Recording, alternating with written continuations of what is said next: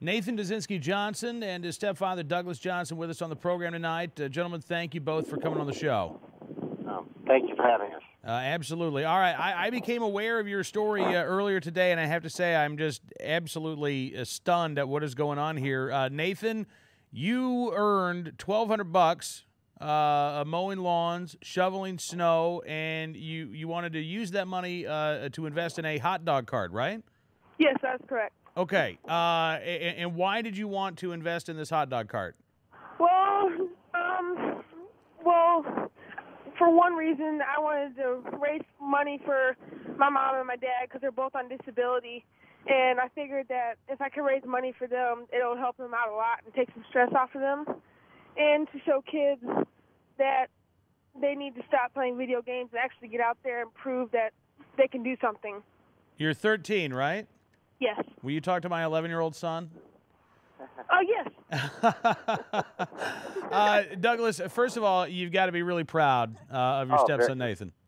We're very proud of Nathan. He's a very special and gifted child. He's not even a child anymore. He's a young man. You know, he's very special. Absolutely. And so, when did you realize that the city of Holland was going to cause you some difficulties with this? Well, actually, it wasn't until the actual morning of the day that Nathan was setting up his cart. He got everything put together and assembled, and he was just waiting for the health department to come out and do their inspection. And one of their representatives walked over from City Hall to Nathan and approached him because I wasn't by the cart at the time, and they told him that he had to shut down and he can't open for business. Now, as I understand it, there's an ordinance in Holland that says, and it's basically a move, I guess, to protect the existing restaurants in the downtown area. You can't have a mobile food cart unless you are attached to one of the restaurants down there. That's one of the ordinances. There's pretty much I think there's three ordinances at play here. There's the zoning ordinance that deals with it says C3 commercial zoning ordinance, and that protects the restaurants, like you said. And then there's also what they call the transitional merchant and drummers ordinance, and that is separate, and unique from the actual zoning ordinance itself. And then, of course, there's also the food permit ordinance, and it's just they have these multiple ordinances involved, and it makes it very difficult for the average person to actually truly understand them, which one actually affects what you're trying to do. Right.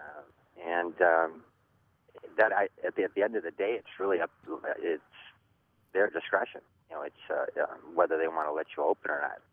When you look at the three ordinances and you think, am I a peddler? Am I a transient merchant? You have to first figure out what you are, and then go from there. And initially, we looked at it, and we went to the city.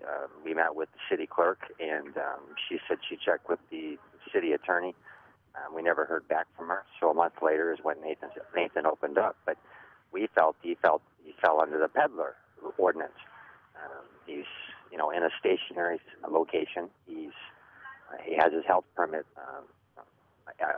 all situated, and he's peddling hot dogs.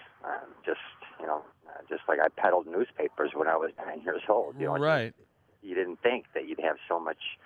It seemed like we have an overregulation problem. I understand the businesses in the downtown area that need the need for these ordinances to protect them, but it's a tourist town, and the locals, they don't want to go into downtown, and they're not going downtown to pay $15 for a lunch. Right. They're looking for a place where they can get a quick snack, cheap, and this would have been perfect for that. It falls into their master plan. They like most cities, they have a master plan, and it's just the way they handled the entire situation just seems mean-spirited and outside the vision of what they planned for in the future for the city. You're throwing up hurdles instead of helping out here. Right. And Nathan, I mean, how busy did you anticipate being? Did you think that you were going to cut into the profits of the restaurants down there? Well, a couple days before I was planning on opening, I was looking at the park and the sidewalks, and there were probably a lot of people walking by, and I thought I would do pretty good. Probably a good crowd. Yeah. So what are your plans now, Nathan? Well, we sold the Willie Dog hot dog cart. You sold it. Yes, and we have a deal where we can use it whenever we want. And we're going to use that money to go and try to change the law. So. Really? Yes. All right. Tell me more about this, Nathan and Douglas. I'm interested here. Yeah, Shoreline Containers. They gave Nathan a very generous offer. They allowed him. They purchased the cart from him, and then they also allowed him to keep using it. They're only going to be using it 3 or 4 times for certain corporate events of their own. It's a rather large company here in Holland. So it really worked out well for Nathan and Shoreline Containers. And where we go from here, that's what we've been debating the past week, because like Nathan says, both myself and my wife are on disability, and although we're working to get off that, I'm working with the local vocational rehab services here in Michigan to get back to work in something that I can do, more or less getting retrained. We had to look at what we can afford. How much of this can we afford? Because obviously they have more resources than we do. Right. And we thought, well, let's. It's important to Nate and people like him, because there's others. Nate's not, the perfect child, and he's certainly not the only 13-year-old out there in this country that wants, I'm sure, to do something similar to what Nate is doing. And they should be able to, like I did. It just, and like my wife did when Absolutely. we were that age. Well, I was going to say, I've got to think you'll have some free market think tanks there in Michigan who would love to talk with you, because I think you're absolutely right. I mean, we know that the number of young Americans who actually are working and have a summer job has dropped dramatically. Nathan, I've got to say, you showing the entrepreneurial spirit that you did, and not only raising the money to buy the hot dog cart, but going out and doing this, I really applaud you. I mean, really, you sound like a very responsible young man. Thank you. Absolutely.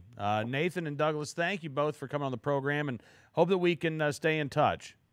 Yeah, we'll keep you informed as to how things progress. Yeah, please do. Thank you so much. Right. Have a great day. Evening. You too. Nathan Dazinski Johnson and his stepfather, Douglas Johnson, join us from Holland, Michigan, here on Cam and Company.